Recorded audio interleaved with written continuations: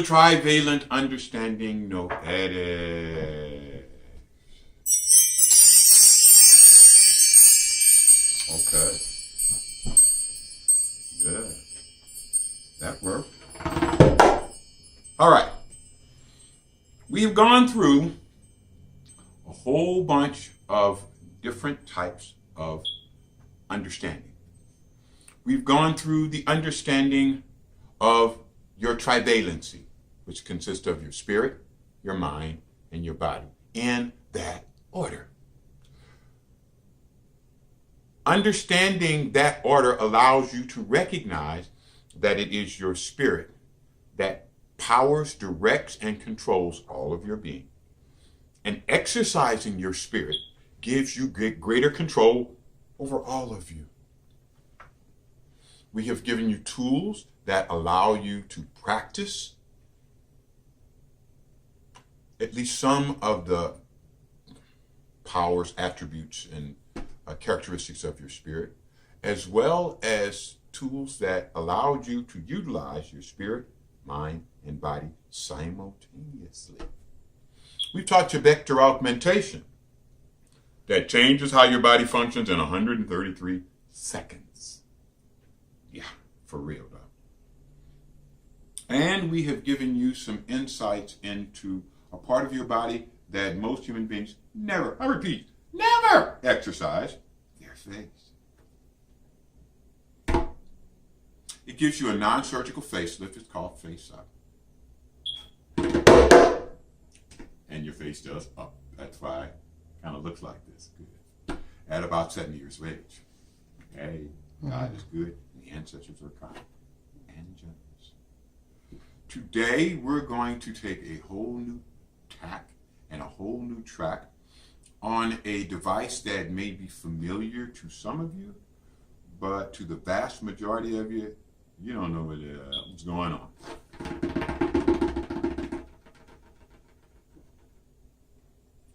And that's an art called meditation. Now, before we get into that, we're going to go through the preamble of the Affirmations of the Wounded Soul, the first tool that you got. So everybody, head up at 45 degrees. If you're able, put your feet flat on the floor. It grounds you. Take a deep breath in. Let it out.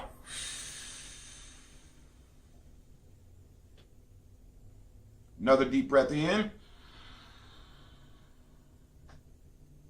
Let out more than you took in.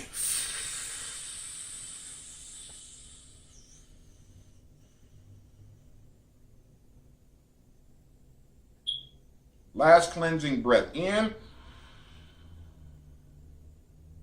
and out.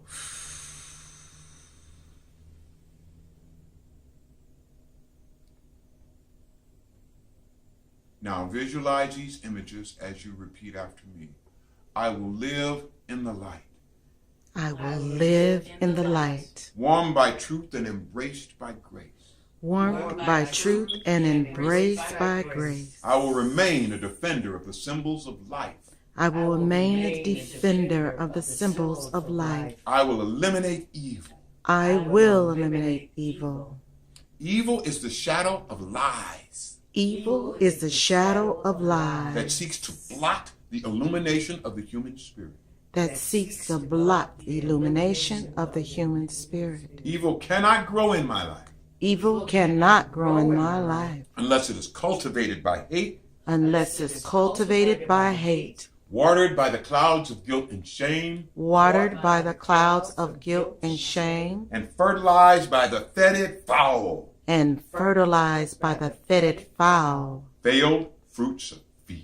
Failed fruits of fear. Such as envy. Such as envy. Greed. Greed. Jealousy. Jealousy. Fear of lack. Fear of lack. Fear of truth. Fear of truth. Fear of pain. Fear of pain. Fear of death. Fear of death. Or the worst fear of all. Fear of fear itself. Fear of fear itself. As I eliminate. As I eliminate. Fear. fear, guilt, shame, guilt, shame, and hate. and hate. The light of my spirit will grow brighter and brighter, The light of my spirit will grow brighter and brighter, unconsciously giving permission unconsciously giving for permission all around me for all around me to do the same. to do the same. Ashe. Ashe. Okay. That was good. I felt that. That was innately invigorating. Okie dokie.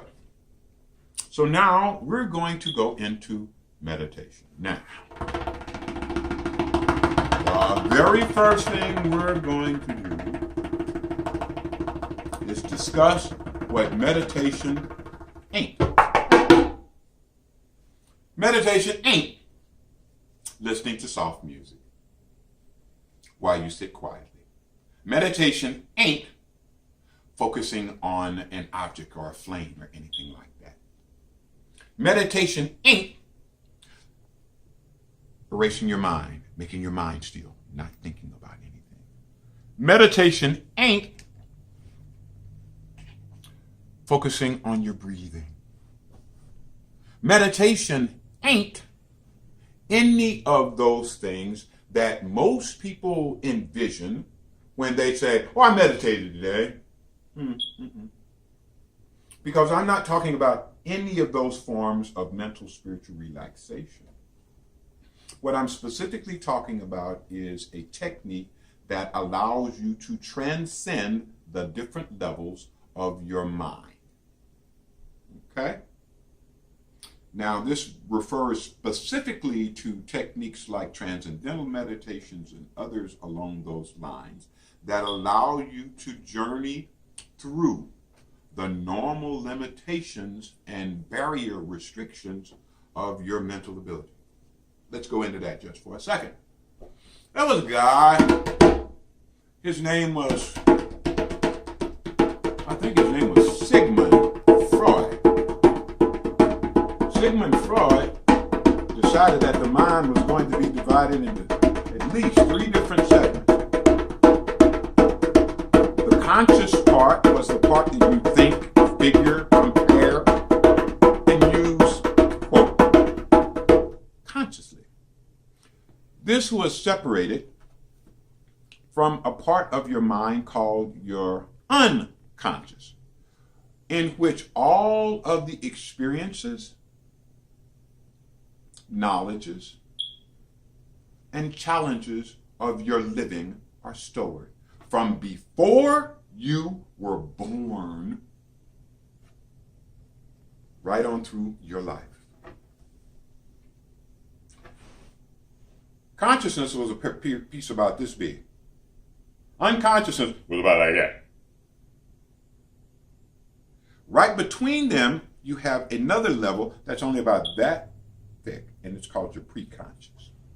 Your preconscious job is to take images or questions from your conscious mind and go into your unconscious and try to search for answers. What was the name of your 3rd grade teacher?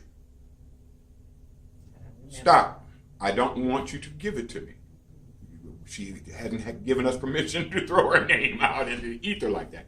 I simply wanted you to tell your preconscious to go into your unconscious and find it. And it did it, didn't it? Okay. Let me show you the mechanism.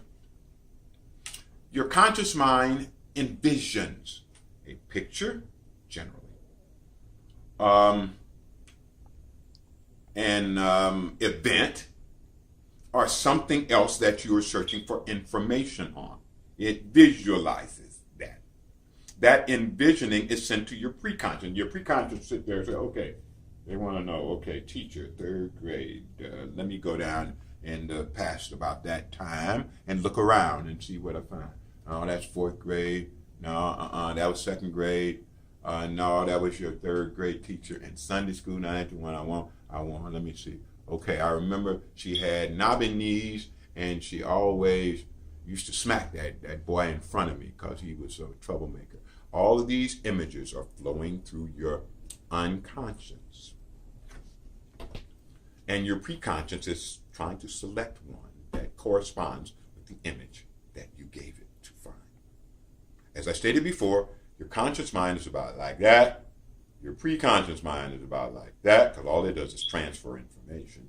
And your unconscious mind, where all of this stuff is stored, is about this big. Okay. That's at least a functional representation of how your mind works.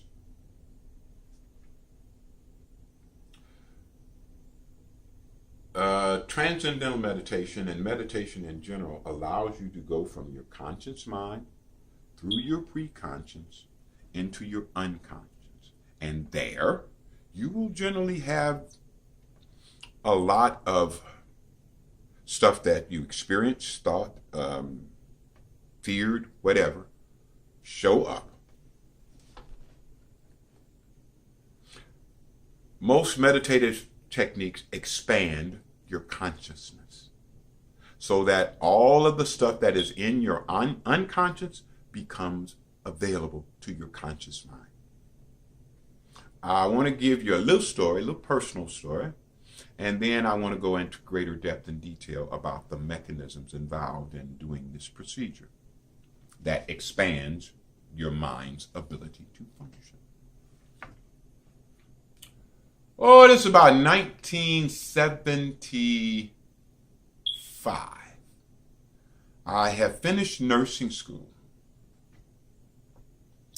And I am working in Homer G. Phillips Hospital in St. Louis in the emergency room, where I've been working as a student nurse for 2.5, going on 3 years. I am working on nights 11 to 7. I've been working for about a year there. And I figure right now it's about time for me to go get a bachelor's degree so I can go to medical school.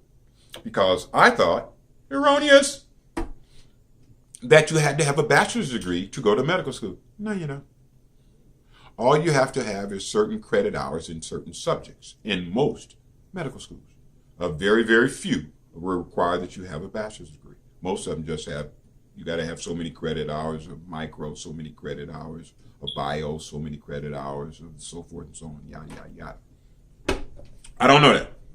I think I need a degree, a bachelor's degree. And all I got right now is a nursing certification and an associate degree in music. So I'm thinking, I'm working 11 to 7. I can't stop that. I got to keep on going because money got to come in and bills got to be paid. I have a band called Jabon, J-A-B-O-N. And I won't tell you what that stood for, but yeah, I had a band. I was the MC. I was the lead singer. I played about 4 or 5 instruments in the band, including what I play: sax, trombone, bass. Eddie played trombone most of the time, and a whole bunch of little percussions and stuff like that, and keyboard now and again. And we practiced twice a week, and we performed every weekend all over Missouri, Illinois, and a few counties in Indiana. So I'm thinking, what I want to do is get a double major in biology and psychology, because I want to be the guy who determines what chemicals in your brain correspond to what emotions in your mind. That's called neurobiology. It didn't exist at the time in 75, but I wanted to be that. So I'm thinking I need to get a double major, and I don't have very much time to get that. So I'm trying to get all this in 1 year.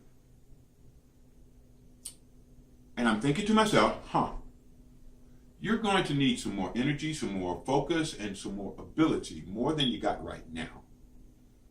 And one morning, I get off from work. Normally when I get off from work, I get off at 7, so it's about 8 o'clock. I'm over at the nurse's dorm, and I decide I'm going to go clean out my car and get ready, because it was, I think, a Thursday, and I'm trying to get ready for the weekend. Hey, TGIF, bro, around the corner.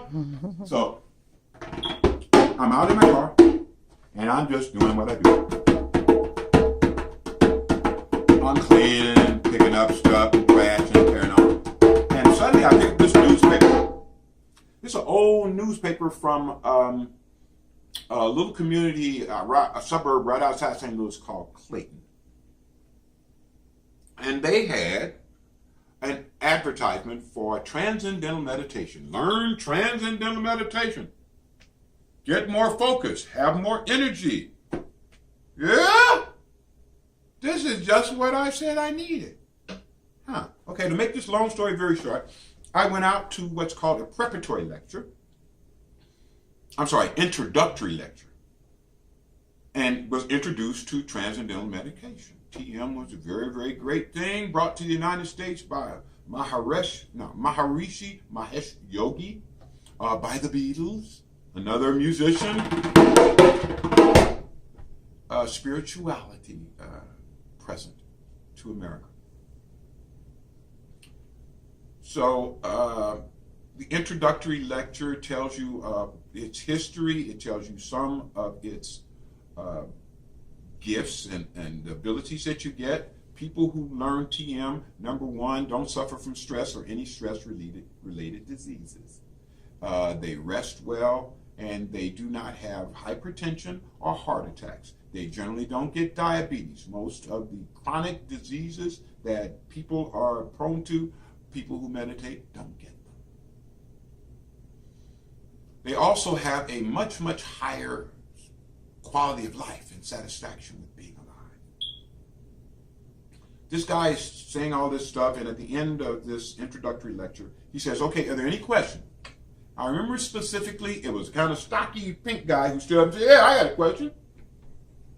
Y'all say, y'all bringing all this stuff here for the betterment of man and uplifting humanity and all that good stuff, and all that's good, you know, well and good, fine and dandy.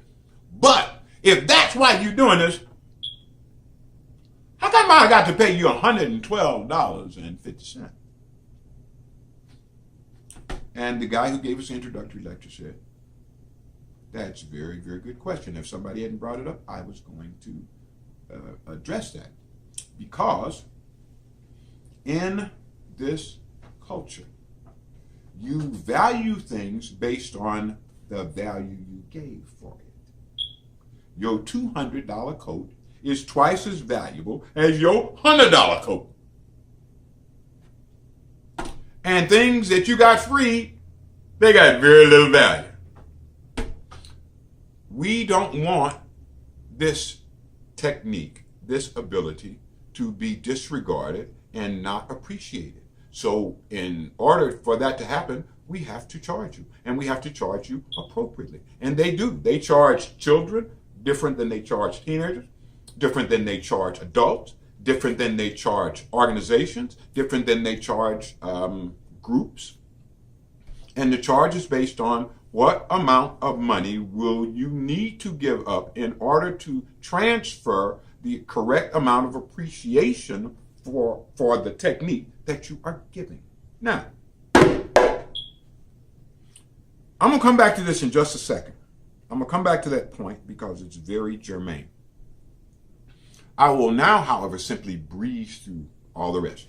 I went to the introductory lecture. I liked it. I decided to go to the preparatory lecture. I liked it. And then I went and I learned the technique. Now, Transcendental Meditation operates on the basis of using a tool called a mantra.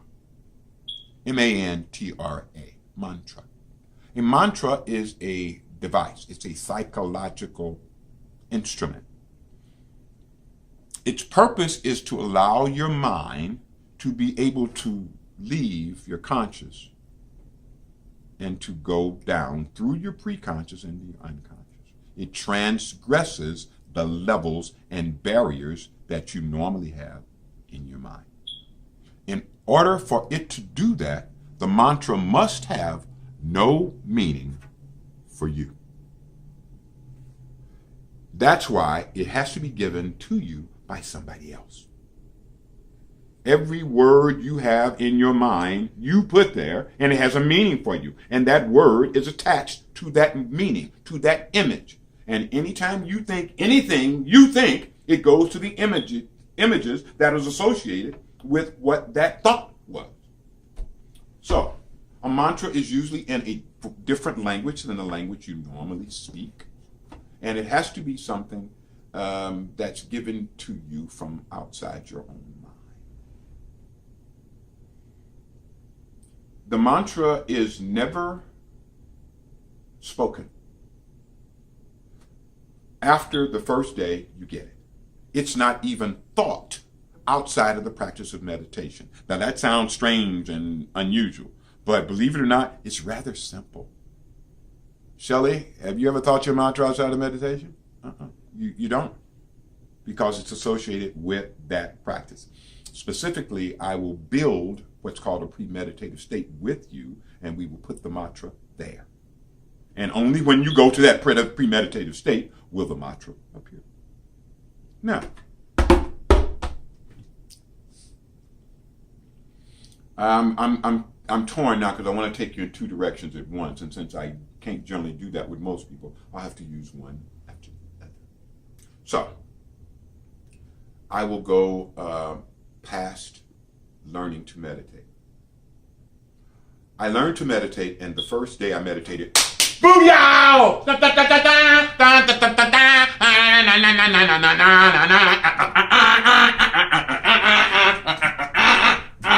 I took off. I was gone. I did not sleep for at least 2 days after the first time I meditated. I just had so much energy. I had so much focus. The world seemed so much brighter. Everything seemed so much sharper and clearer. I just go, oh my God, wow, is this where the world really is? What the hell have I been doing on my... I'm serious. And that's the experience that almost everybody has when they meditate. So I got the energy and the focus and all the stuff that it promised and so forth and so on. So then I went out to Webster College. It's Webster University now. But I wanted to go enroll out there to get the 2 degrees. Now, lots of schools in St. Louis. Why did I choose Webster? Webster was the arts school. Webster, Paris Hilton's grandfather, Conrad Hilton, the hotel magnate, had given Webster College a theater. It's called the Loretto Hilton Theater. This is a repertoire theater. It's like Playhouse Square. They do plays and other things there. As a result, anybody who was in acting, dance, singing, music, as an instrument, whatever, if you're in the arts, you went to Webster. You could perform at the repertoire theater, and people from Broadway and lots of other places like that would go there and see the playhouse that Webster would put on. If you were into directing or stage production or anything like that, that's where you went. Now, I've been a musician since I was 8 years old. I've been a professional musician since I was about 13 or 14. Most of my friends who were also musicians went to Webster. So that's where I figured I would go. Plus, the arts department at Webster was huge. The science department at Webster, which I wanted to go into, was really, really small. I figured this would be a great place for me. I am an athlete, musician, who's into science. Duh, this sounds like the place. So I go to register for classes at Webster College. And when I get there, I am somewhat enthused and at least co-signed, because when I'm looking at all the tables for different subjects in different schools, the School of Psychology, School of Biology, the Arts Department, so the lines that lined up for those things were exactly how I predicted. The lines for music, huge! 50, 60 folks. The lines for the arts department, huge! 70, 90 folks. The lines for the theater department, huge! About the same number of people. The lines for the science department, 8 folks. 8 people. I get in the back of that line, I figure, yeah, it's working just like I thought. I'm walking up, getting closer and closer. There's a guy in front of me. There's a woman down there who's asking you questions and trying to work out a curriculum for you and so forth and so on. The guy in front of me sits down. Just then, this little short-looking, kind of bronze-skinned guy with a little white, tough hair right here, and a little white thin beard, believe it or not, sort of like this, comes over and whispers in the ear of the girl who's asking the question. She nods her head, and then he leaves, and she finishes with the guy that is in front of me. Soon as she finishes with the guy in front of me, he stands up, shakes her hand, turns and walks away, and she, after shaking his hand, turns and walks the other direction. I'm like, what the hell's going on here? Why y'all stop when you get to me? I'm looking around, and the little golden skinned guy comes back. And he sits down, he says, have a seat. I'm like, okay. I'll sit down. And we get to talking about why I wanted to come to Webster College. And I tell him everything that I just told you, what I wanted to do and why. He says, And he's looking at my stuff. And I said, oh, you work at Homer G. Homer G is the busiest emergency room in Missouri. It's one of the 10 busiest emergency rooms in the country at that time. And I'd already been on television working in Homer G's emergency room at least 2 or 3 times. Because newsmen were always there about some shooting or stabbing or something blown up or some people getting hurt.